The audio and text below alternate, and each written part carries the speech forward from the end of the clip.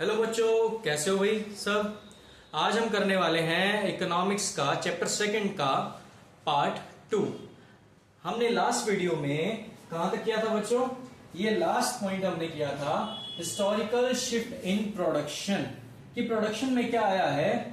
Historically एक shift आया है। सबसे पहले क्या होता था प्रोडक्शन सबसे पहले प्राइमरी सेक्टर में ज्यादा हुआ करता था हिस्टोरिकली, अगर हम देखें तो इंडिया के अंदर। लेकिन इंडस्ट्रियलाइजेशन के बाद से क्या होने लगा, इंडस्ट्रीज में होने लगा और बाद में जाकर टर्सरी सेक्टर में सबसे ज्यादा होने लगा। इस ग्राफ के थ्रू आप देख सकते हैं, कल हमने ये किया था। ठीक है, आज हम आगे बढ़ते हैं, नेक्स्ट स्लाइड पे चलते हैं। ठीक है बच्चों, अब ये समझो, ये टॉपिक है तुम्हारा why tertiary sector is rising, कि टर्सरी सेक्टर की इंपॉर्टेंस क्यों बढ़ रही है और वो आगे कैसे बढ़ रहा है, क्यों बढ़ रहा है। ठीक है, अब हमने किया कि प्राइमरी सेक्टर, सेकेंडरी सेक्टर और टर्सरी सेक्टर तीनों की अपनी इंपॉर्टेंस है बच्चों। क्या है? तीनों की अपनी इंपॉर्टेंस है। ठीक है, लेकिन जब हम इकोनॉमी के अंदर देखते हैं तब हम देखते हैं कि टर्सरी सेक्टर, जो सर्विस सेक्टर है, उसका ग्राफ है ना बढ़ रहा है बच्चों। क्या हो रहा है? बढ़ रहा है। उसके क्या बेसिक रीजंस हैं? टॉपिक है तुम्हारा why tertiary sector is rising. आओ देखते हैं इसके सारे पॉइंट्स। सबसे पहले है गवर्नमेंट प्रोविजंस। क्या है? Government provisions. अब क्या है कि जो बेसिक चीजें हैं बच्चों, जो बेसिक सर्विसेज हैं, जैसे educational services, health services, security services, ये सारी की सारी किसके अंडर आती है? गवर्नमेंट के अंडर आनी चाहिए। तो बेसिक फैसिलिटीज प्रोवाइड करना, बेसिक सर्विसेज प्रोवाइड करना, लाइक एजुकेशन, देखो यहां पे लिखा हुआ है like health, like education, police और मैंडेटरी इन डेवलपिंग नेशंस। अगर डेवलपिंग नेशंस को और आगे डेवलप करना है तो ये रिस्पॉन्सिबिलिटी किसको उठानी पड़ेगी? ये रिस्पॉन्सिबिलिटी गवर्नमेंट्स को उठानी पड़ेगी अपने कंधों पर। क्या करने के लिए? हेल्थ सेक्टर में, एजुकेशन सेक्टर में और सिक्योरिटी प्रोवाइड करने के लिए। ये सारी की सारी गवर्नमेंट के अंडर होनी चाहिए।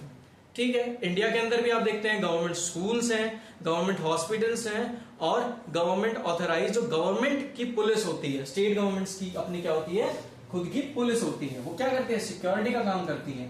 तो डेवलपिंग नेशंस में अगर आगे बढ़ना है तो टर्सरी सेक्टर की जो बेसिक फैसिलिटीज है, बेसिक सर्विसेज हैं, वो कौन प्रोवाइड करेगा? वो गवर्नमेंट प्रोवाइड करेगी। ठीक है, लेकिन बच्चों एक पैराडॉक्स ये है इंडिया के अंदर कि गवर्नमेंट ने अब धीरे धीरे क्या कर दिया है, अपने जिम्मेदारी से पल्ला झाड़ लिया है। अब क्या कर रही है गवर्नमेंट? जितना हो सकता है प्राइवेटाइज कर दो भाई, प्राइवेट सेक्टर में डाल दो चीजें। ठीक है, प्राइवेट हॉस्पिटल्स आ गए हैं, प्राइवेट स्कूल्स आ गए हैं, है ना।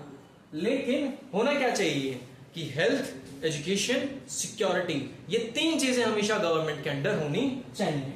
ठीक है, तो फर्स्ट पॉइंट हमारा ये है कि जो बेसिक सर्विसेज हैं like health, education and police, ये गवर्नमेंट के अंडर है। इसीलिए क्या हो रहा है?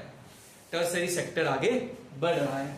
नेक्स्ट है जो टर्सरी सेक्टर है बेटे, जो टर्सरी सेक्टर है वो बेस बनता है किनके लिए? प्राइमरी सेक्टर के लिए और सेकेंडरी सेक्टर के लिए।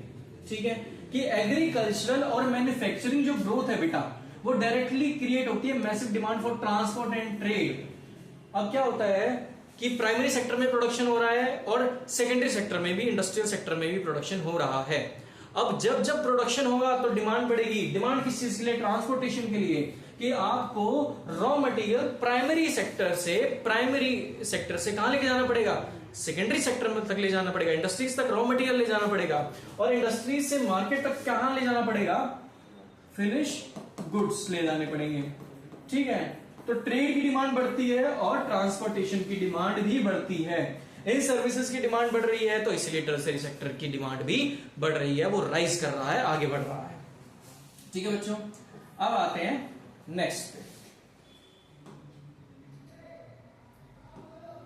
अब वक्त के साथ बच्चों क्या हो गया है,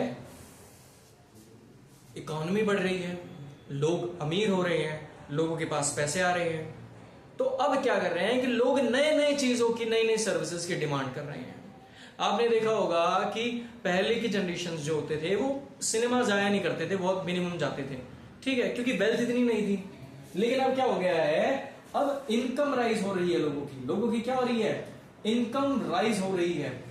इसलिए जो वेल्थियर सिटीजन्स हैं, जो ऐसे सिटीजन्स हैं जिनके पास अब पैसा आ गया है, जो पैसे वाले लोग हैं, वो क्या कर रहे हैं, वो अलग अलग नई टाइप की सर्विसेज की डिमांड कर रहे हैं। और वो सर्विसेज कौन कौन सी हो सकती हैं, ईटिंग आउट, बाहर खाना खाना, इसलिए रेस्टोरेंट्स वगैरह बढ़ गए हैं। टूरिज्म, घूमने जाना, इसलिए टूरिस्ट सर्विसेज बढ़ गई हैं। उसके बाद है प्राइवेट हॉस्पिटल्स आ गए हैं और प्राइवेट स्कूल्स की डिमांड बढ़ गई है, ठीक है। इसीलिए वो लोग जो पहले नई सर्विसेज की डिमांड नहीं करते थे, अब वो करने लगे हैं, और सर्विसेज की डिमांड बढ़ रही है, तो इसलिए सर्विस सेक्टर भी बढ़ रहा है। और इसके बाद आईटी रिवोल्यूशन, इंफॉर्मेशन टेक्नोलॉजी की रिवोल्यूशन, जो क्रांति आई है इंडिया में, जो सॉफ्टवेयर्स हैं, जो एप्स हैं, जो हार्डवेयर्स हैं, ठीक है, जो आईटी सेक्टर है हमारा, गुड़गांव जैसे आईटी हब हमारा माना जाता है, उसकी वजह से भी, टेक्नोलॉजी की वजह से भी, कम्युनिकेशन टेक्नोलॉजी की वजह से भी क्या हो रहा है, सर्विसेज बढ़ रही हैं। आज के टाइम में इंटरनेट सर्विसेज हैं, ओटीटी सर्विसेज हैं, अमेजोन हो गया, नेटफ्लिक्स हो गया, ये सारी चीजें हो गई। इसीलिए क्या हो रहा है, उनकी डिमांड भी बढ़ रही है और बहुत जल्दी बढ़ रही है। इसीलिए सर्विस सेक्टर भी बढ़ रहा है। जब सर्विसेज की डिमांड बढ़ेगी तब सर्विस सेक्टर भी बढ़ेगा। तो टॉपिक है तुम्हारा why tertiary sector is rising. एक बार फिर से कर लेते हैं कि भाई गवर्नमेंट बेसिक सर्विसेज को अपने अंडर रखती है, हेल्थ, एजुकेशन और पुलिस, इसलिए प्रमोट हो रहा है। उसके बाद ये बेस बनता है प्राइमरी और सेकेंडरी सेक्टर के लिए, ट्रांसपोर्टेशन और ट्रेड की डिमांड होती है। थर्ड हमने किया राइजिंग इनकम, कि लोगों की इनकम अब बढ़ गई है, लोगों की इनकम जब बढ़ेगी तो लोग ज्यादा डिमांड करेंगे, न्यू सर्विसेज की डिमांड करेंगे। कोई कहीं घूमने जाना चाहता है, कोई बाहर खाना खाना चाहता है, अब पीवीआर्स आ गए, मल्टीप्लेक्सेस आ गए हैं, तो सबकी अपनी अपनी अलग अलग डिमांड्स बढ़ रही हैं। Tourism, private sector, private hospital, school, seating out, इसीलिए हो रहा है। और आईटी रिवोल्यूशन, जो इंफॉर्मेशन टेक्नोलॉजी की क्रांति आई है इंडिया में 1991 के बाद से, उसकी वजह से भी क्या हो रहा है, सर्विस सेक्टर आगे बढ़ रहा है। तो आपका ये टॉपिक हो गया बच्चों। आओ आगे चलते हैं। उसके बाद है द एम्प्लॉयमेंट पैराडॉक्स। पैराडॉक्स का मतलब होता है बेटा अपोजिट, जो अपोजिट हो रही हैं चीजें। कहा गया है while the tertiary sector generates the vast majority of nation's wealth, the primary sector remains the largest employer. The jobs did not shift with the money. इसका मतलब ये है कि जब हम जीडीपी के अंदर शेयर देखते हैं तो हमें पता चलता है कि जो टर्सरी सेक्टर है, ये वाला जो सेक्टर है हमारा, इसकी परसेंटेज सबसे ज्यादा है। लेकिन जब हम देखते हैं कि लोग किस सेक्टर में ज्यादा एम्प्लॉयड हैं, तब हमको पता चलता है कि लोग आज भी इंडिया में प्राइमरी सेक्टर में, एग्रीकल्चर सेक्टर में ज्यादा इन्वॉल्व हैं। आप समझ पा रहे हो कि भाई जीडीपी के अंदर शेयर जो है वो टर्सरी सेक्टर ज्यादा है, टर्सरी सेक्टर का ज्यादा है। लेकिन जब हम देखते हैं कि लोग कहां पे ज्यादा काम कर रहे हैं, ज्यादा इन्वॉल्व हैं, तो हमको प्राइमरी सेक्टर में लोग ज्यादा काम करते हुए दिखाई देते हैं। इसका मतलब ये है कि बेटा the jobs did not shift with the money, कि जॉब जो है इंसान की वो मनी के अकॉर्डिंग क्या नहीं होती, इजिली शिफ्ट नहीं होती। क्या नहीं होता, शिफ्ट नहीं होता। और इसीलिए डिस्कनेक्ट दिखाई दे रहा है। दोनों चीजें उल्टी हैं, जिसमें ज्यादा प्रोडक्शन हो रहा है, जिसमें ज्यादा वैल्यू जनरेट हो रही है, वहां पे ज्यादा लोग होने चाहिए एम्प्लॉयड, लेकिन ऐसा नहीं है। आप समझ पा रहे हो। नेक्स्ट एक बात और है, टर्सरी सेक्टर से वैल्यू ज्यादा जनरेट हो रही है, लेकिन टर्सरी सेक्टर में काम करने के लिए आपके पास क्या होने चाहिए, स्किल्स होने चाहिए। जबकि प्राइमरी सेक्टर में काम करने के लिए आपके पास कुछ स्पेसिफिक स्किल्स की रिक्वायरमेंट नहीं है। अगर आप सर्विस सेक्टर में जॉब कर रहे हैं, बेसिकली आप मान लीजिए डॉक्टर हैं, तो आपको एमबीबीएस करनी पड़ेगी। अगर आप टीचर हैं तो आपको वो वाले कोर्सेज करने पड़ेंगे। आपको इंजीनियर बनना है, कुछ भी बनना है, अलग अलग सर्विस सेक्टर में अगर आप जा रहे हैं तो वहां पर आपको स्किल्स की रिक्वायरमेंट है बच्चों। स्किल्स की एक अच्छी खासी एजुकेशन की। लेकिन ज्यादातर इंडिया के लोग इतने एजुकेटेड नहीं है, इतने स्किल्ड नहीं है, इसलिए वो ज्यादा किसमें काम कर रहे हैं, प्राइमरी सेक्टर में काम कर रहे हैं। तो ये एक पैराडॉक्स है हमारे सामने कि दोनों चीजें एक दूसरे के अपोजिट है, लेकिन ये रियलिटी है। ठीक है बच्चों, आओ अब आगे चलते हैं। अब आता है the illusion of work disguise unemployment. आज हम अनएम्प्लॉयमेंट की बात करेंगे इस टॉपिक में। सबसे पहले है हमारे पास डिस्गाइज अनएम्प्लॉयमेंट, सेकंड है सीजनल अनएम्प्लॉयमेंट, और थर्ड है ओपन अनएम्प्लॉयमेंट। ठीक है बच्चों, सबसे अनएम्प्लॉयमेंट होता है बेरोजगारी, जब लोगों को काम ना मिले, और इसमें सबसे पहले है डिस्गाइज्ड अनएम्प्लॉयमेंट। डिस्गाइज्ड अनएम्प्लॉयमेंट का मतलब क्या होता है बच्चों?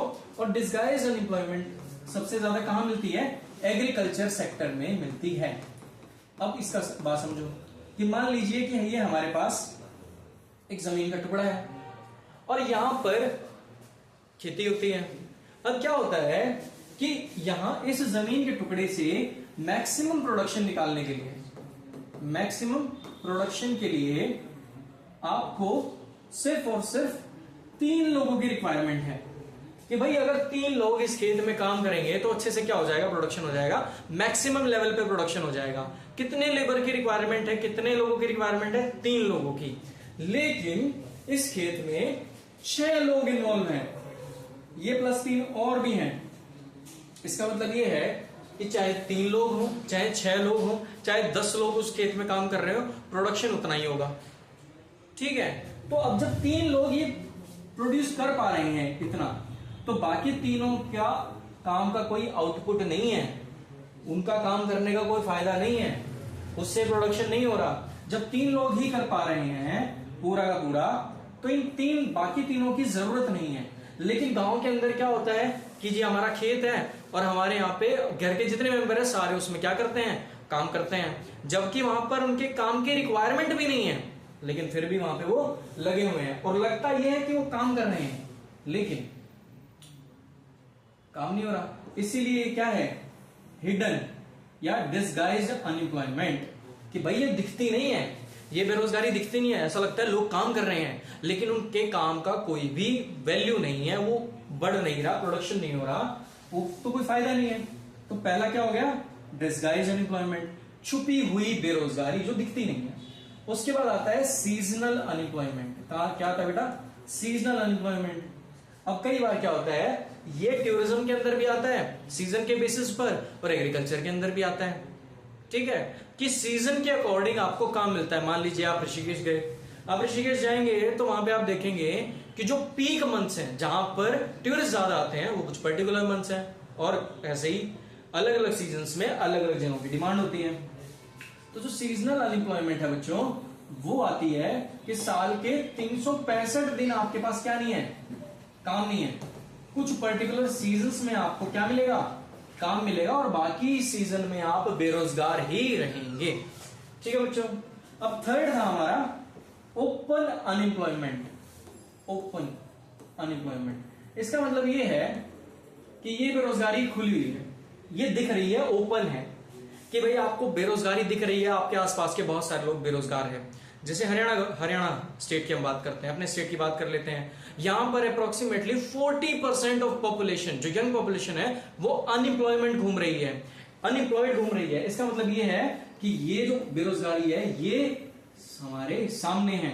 तो 3 अनएम्प्लॉयमेंट की बच्चों हमने, कितनी की? 3 अनएम्प्लॉयमेंट के बारे में बात किया। सबसे पहले डिस्गाइज है हमारा, जो छुपी हुई है। उसके बाद है हमारा सीजनल अनएम्प्लॉयमेंट, और उसके बाद है हमारा ओपन अनएम्प्लॉयमेंट। ये छुपी हुई है, ये सीजन के बेसिस पे होती है, और ये ओपन होती है। ठीक है बच्चों, तो आज के लिए हम इतना ही करेंगे। ये जो टॉपिक्स हमने किए हैं आप इसको अच्छे से रिवाइज कीजिएगा। आपकी कोई भी क्वेरी हो आप क्या कीजिएगा, उसको कमेंट सेक्शन में डालिएगा। जितना हो सकता है इसको लाइक, शेयर और सब्सक्राइब कीजिएगा, और नेक्स्ट पार्ट में हम इस चैप्टर को कंप्लीट कर देंगे। Thank you so much.